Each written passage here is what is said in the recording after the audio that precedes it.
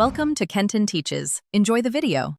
You begin by deciding the single purpose of this caption, because clarity drives every word you write. Once decided, collect 3-5 facts or lines you want to include and pick a consistent tone, witty, inspirational, concise, or formal, so the voice matches your image.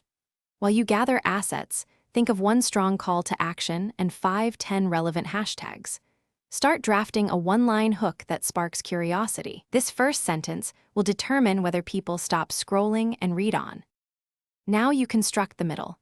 Open with a 1-2 sentence hook that promises value or emotion, then add 2 to 3 supporting sentences that explain the benefit or tell a short story.